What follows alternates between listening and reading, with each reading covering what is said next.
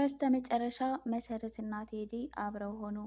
ቴዲ መሰረትን ምንም አይነት ጉዳት እንደማያደርስባት እና በጣም እንደሚወዳት እንደዚሁም ደግሞ ለወይዘሮ ሄለን የሰጣት መድኃኒት ምንም አይነት ጉዳት የሚያደርስ እንዳልሆነ ሲነግራት መሰረት በትንሹም ቢሆን አሁን አምኜሃለሁ ብላ እምነቷን ሰጥተዋለች። ቴዲና መሰረት አሁን ላይ በፍቅር ክንፍ እያሉ ይገኛሉ። በዚህ ደስ ያላችሁ አብረው በመሆናቸው ይህን ቪዲዮ ላይክ በማድረግ ጀምሮ ቤተሰብ ያልሆናችሁም ሰብስክራይብ በማድረግ ቤተሰብ ሁኑ። ቤተሰብ የሆናችሁም በጣም ከልብ እናመሰግናለን። እንግዳ ድራማ እንግዲህ ትላንትናው ክፍል ላይ እንደተመለከታችሁት በጣም ደስ የሚል ክፍል ነበረ። መሰረትና ቴዲ እንግዲህ አብረው በመሆናቸው በጣም ብዙ ሰው ደስ ብሎታል። ሌላው በስተመጨረሻ ወይዘሮ ሄለን እንግዲህ ቤቷን ለቃ ከቤቷ ወጥታለች።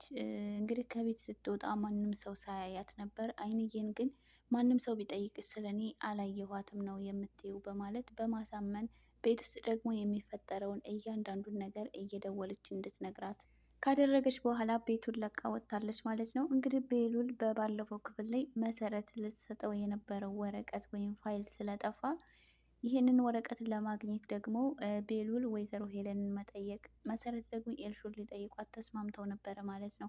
እንግዲህ ቤሉል ሳይጠይቃት ነበር እንግዲህ ሁሉ ነገር የተፈጠረው ማለት ነው።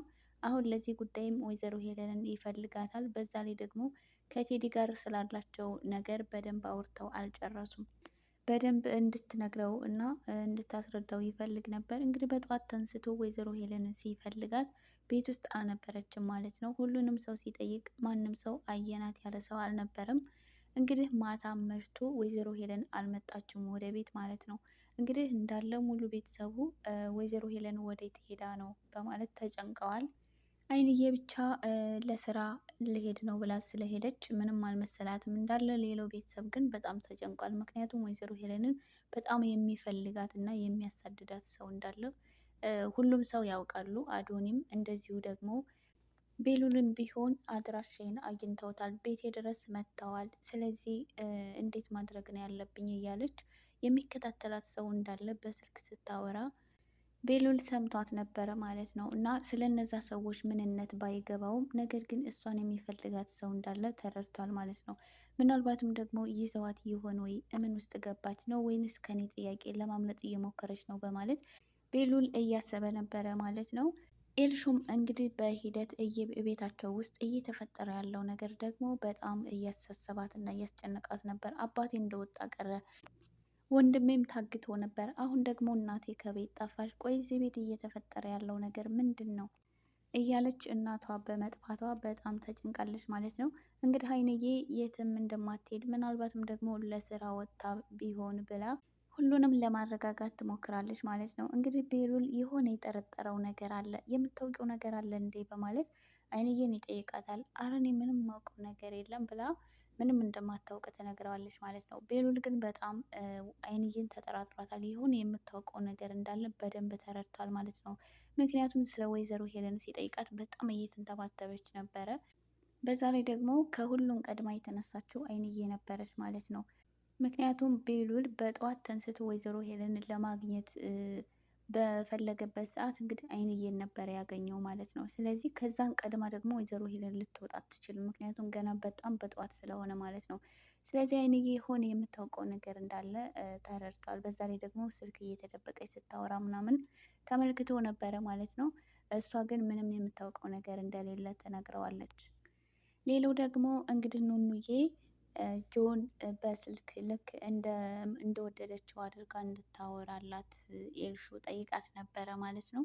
ይህንን ነገር ካደረገችላት በጣም የእድሜ ልክ ባለውለቷ እንደምትሆን ጭምር ነግራት ነበረ ማለት ነው። እንግዲህ ኑኑዬ በዚህ ሀሳብ አልተስማማችም ነበረ። ነገር ግን በስተመጨረሻ ተስማምታ እሺ ብላ በሀሳቧ ተስማምታለች ማለት ነው። እንግዲህ ኤልሹዬ ጆ ባደረገባት ነገር በጣም ስለተናደደች እና ስለተበሳጨች ልትበቀለው ትሞክራለች። ጆም እንግዲህ ኤልሹ ላይ ባደረገው ነገር በጣም እየተጸጸተ እና አምናኝ ነበረ፣ እኔ ስታምነኝ እኔ ግን ከዳኋት እያለ ያሳለፉትን ነገር እያስታወሰ እየተጸጸተ ነበረ ማለት ነው። ኤልሹ ግን ይሄንን ነገር በእኔ ላይ ያደረገው በጣም ከባድ ነገር ነው፣ እኔ ሳምነው ከድቶኛል፣ ስለዚህ ልበቀለው እፈልጋለሁ ብላ ኑኑዬ እንግዲህ እንደወደደችው እና እንደምትቀርበው አስመስላ ልታወራላት። ከዛ በስተ መጨረሻ እሱ ከእሷ ፍቅር ከያዘው በኋላ እሷን ከሱ በመነጠል ጆን ልትበቀለው ትሞክራለች ማለት ነው። እንግዲህ ኑኑዬ በዚህ ሀሳብ ተስማምታለች። ግን ሰውየው ማን ነው የሚለውን በትላንትናው ክፍል ላይ አልነገረቻትም ማለት ነው።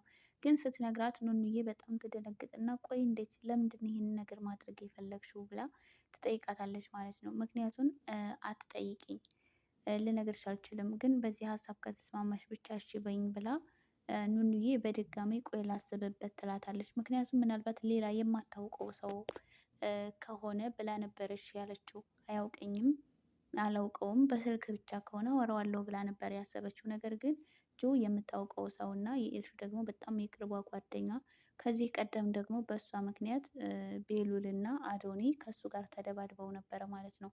እሱ እንደሆነ ስታውቅ እንግዲህ ኑኑዬ በዚህ ሀሳብ አልስማማም ብላ ኤልሹን ትነግራታለች ማለት ነው። ኤልሹ ግን እንደምንም ብላ ካግባባቻት በኋላ ለትንሽ ጊዜ ብቻ እንድታወራላት ታግባባታለች ማለት ነው። እንግዲህ ኑኑዬ ደግሞ ከኤልሹ ጋር ለመቀራረብ እና ምናልባት ይህን ነገር ካደረግኩላት እኔ ላይ የምታስበውን ተንኮልና ክፋት ልታቆም ትችላለች ብላ ስላሰባች ልክ እንደ ውለታ ብትይዝልኝ ብላ ነው።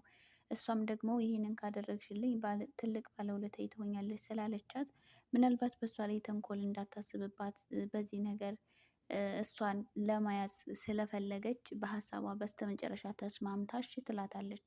ኑኑዬ ግን እዚህ ጋር በጣም ትልቅ ስህተት ነው የሰራችው። ምክንያቱም እሺ ማለት አልነበረባትም።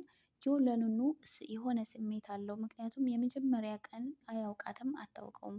ግን መንገድ ላይ ወድቃ ሲያያት የሆነ ደንግጦ ለእሷ የሆነ ነገር ተሰምቶት ከዚያን ወዲህ እንግዲህ በጣም በተለያዩ ምክንያቶች እዛ ቤት በመምጣት ኑኑን ሲመለከታት ነበረ ማለት ነው። ስለዚህ ጆና አዶኒ ደግሞ ኑኑን ከቤሉል ለማራቅ አንድ ላይ ተስማምተው እየሰሩ ነው ማለት ነው። ሁለቱም ፍቅር የለብንም ነገር ግን እልህ ነው ብለው ሁለቱም በሀሳባቸው ተስማምተዋል ማለት ነው።